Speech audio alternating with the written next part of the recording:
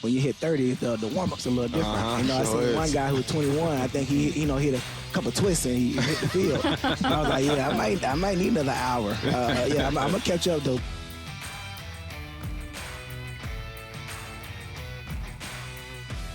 All right, again, we're joined right now by Seahawks cornerback Shaquill Griffin, who is back in Seattle for another stint. Hi, Shaquill.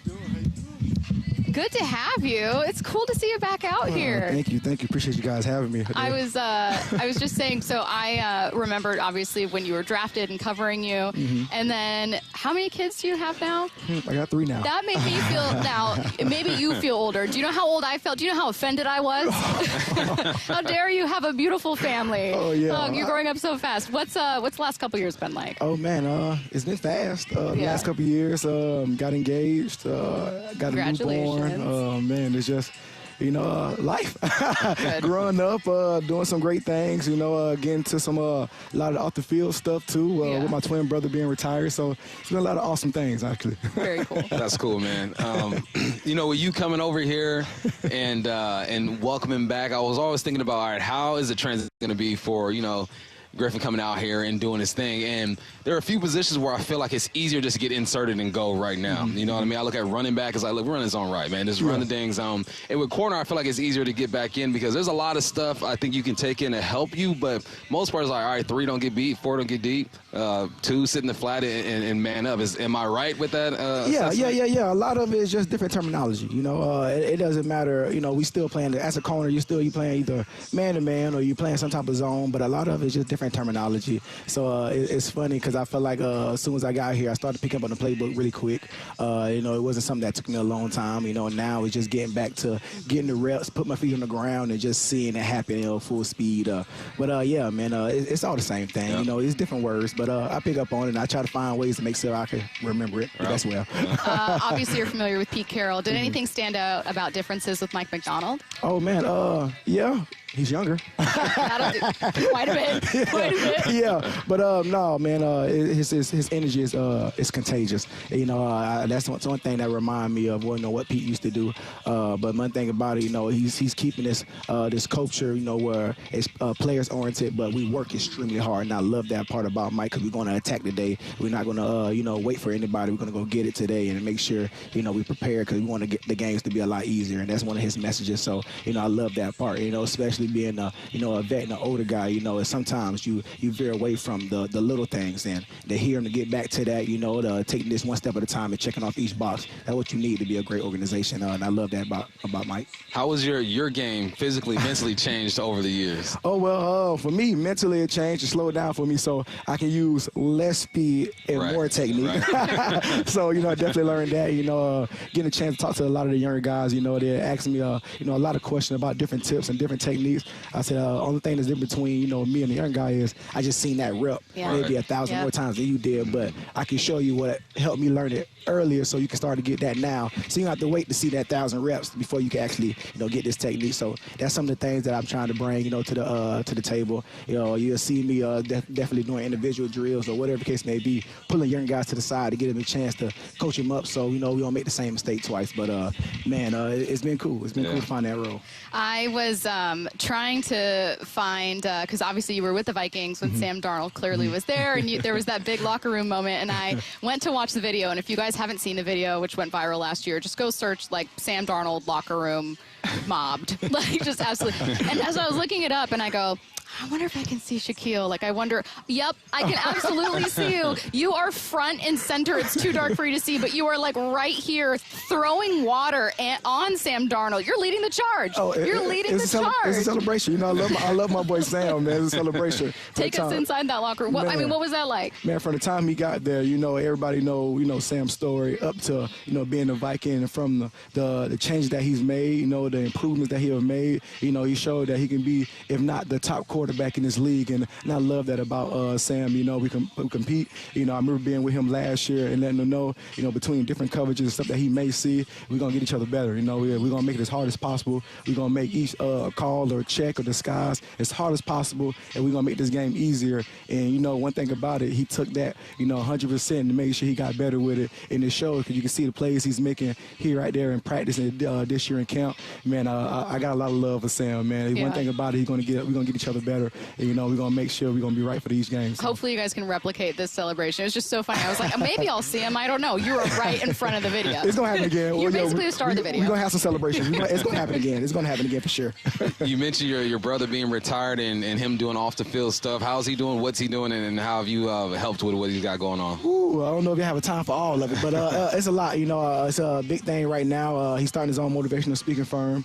You know, he's big in the tech world, you know, especially doing stuff for, you know, adaptive, being kind of bringing more inclusivity when it comes to adaptive clothing or let's say if you got a limb difference, you want to play hockey or, you know, tennis or baseball. He's coming up with, you know, different tech for anybody to make sure you can be on the same playing field, the same level. You know, it's all equal. It doesn't matter if you got a limb difference or you don't, you know. So he got maybe 12 tech companies. He got a manufacturing company.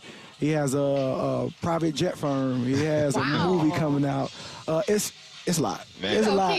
But he stays busy, and it's cool because, you know, me seeing it outside looking in, you know, still being in football, to see the things he's doing off the field, you know, everything gonna be all right. Does he still get, I would imagine, still approached quite a bit? It probably never gets old to have, especially kids, right, or parents of kids that come up and talk to him about stories. Does he still get a lot of that? Yeah, it doesn't change. He's very open there. He loves that. You know, I tell him times we'll be walking through the airport. When we both was playing together, I'd be the one walking with my head down so we don't be seen. And he hoodie off, face up. Like, it's almost like he said, hey, man, it's Shaquem Griffin here. Y'all come get your picture. So he embraced that. He loves that part. And, man, that's one thing that he excelled in. You know, he's very, you know, open and warming for people to be, you know, to greet him. And he loves that. He takes full responsibility for that. He loves that.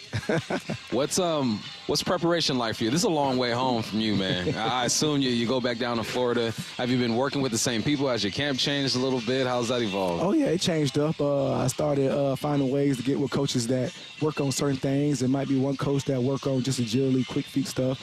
Might be another coach who just work on just specifically technique. Then you got your own weight trainer, and then the rehab and the recovery is a whole thing now. You know, I remember I was talking to Richie Sherman and Nico Thorpe earlier, and I was saying, yeah, you know, when you hit 30, the warm-up's a little different. You know, I seen one guy who was 21. I think he, you know, hit a couple twists and he hit the field. And I was like, yeah, I might need another hour. Yeah, I'm gonna catch up though. But you know, after a while, you know, you start to figure out what works, and you just continue to do it. You know, consistently. You know, doing the same thing over and over again, and it works out. I remember asking a player before you were here, but a player who had recently turned like 31. I remember asking him, like, well, what things changed? And he was like, you start feeling okay about Wednesday, Thursday, and then all of a sudden you got to like turn it around. How does what else changes? So outside of obviously it takes longer to recover, longer to get ready. It's just the nature of aging. Was there like dietary changes, like a lifestyle? And obviously you've got like the kids. Like what else changed? Oh yeah, so I tried different things. I was vegan for about 3 years. That was tough. I bet. Tough. I've done it. I did it for 6 months. Yeah, pescatarian. I tried it. 2 months. And then it was like, you know what? I'm gonna just start eating clean and lean. I'm gonna still eat the stuff that I like, but I'm gonna just cut the portions in half and start. And then the kids was just candy, Debbie cakes and sweets. It's easier when I'm away here at camp and let them at home while they still doing that stuff. Because man, then each pregnancy, you know, I feel like I was getting pregnant too, so you know, she gained weight, I gained weight. Out of support. Out of support. Out of support. Yes. No doubt about it. I took many trips to Jack in the Box late night for the wife when she was pregnant. And I'm taking a trip. I'm out getting some fries. I took a trip. I'm out here. You ever tell her like I'm doing this for you? Yeah. I'm gonna get some. It's 1 o'clock. I don't want to be rude. I don't want you to feel weird. No doubt about it. We talked about like the changes with Mike Macdonald here. Are there still some things that remind you of Pete Carroll in this building? things that remind me of Pete Carroll is just it's still the energy. You know, even when we go to the team meeting room, you know, we get what we have to get done, but we find ways to make sure, you know, it's interactive. You know, it's fun. You know, get a chance to take that deep breath and understand this is what we love to do. Yeah. You want to love being here. You know, and that same culture Pete had here. You know, one thing about it, you want to be a person that can, you know, come here early and stay long. You know, but we want to be here because we love the culture that we had around this locker room and around here with this coaches. So, you know, I feel that same energy. You know, it's easy to get up in the morning to come here and be here all day. So, you know, that's the one thing that, you know, Pete carried, and I feel like Mike keeping that same tradition where, you know, one thing about it, we're going to take care of you guys enough where you want to be here every day. So it's been awesome. Now, there might be a little bias here because you are loved by fans. You and your brother, fan favorites for sure, even coming back. So who knows if everyone has this experience, but you've now experienced some other fan bases. I'm not saying who's better, but do you... You can ask me. Oh, who's best? Who's best? The 12. The 12. Every time. Yeah, you can ask me. I'll give you my honest opinion. The 12 has always been the best. And the one thing about it, coming back full circle around, you know, I feel like nothing changed, man. No love lost. And one thing about it, man, I missed them. Missed them, man. No doubt about it. But, yeah, best fans in the world.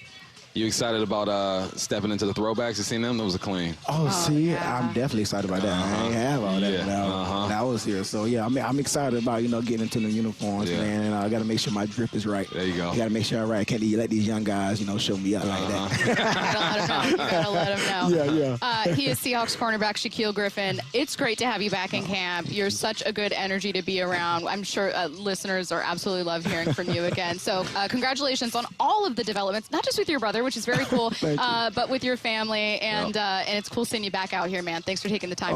Appreciate you guys having me again. All right, we're gonna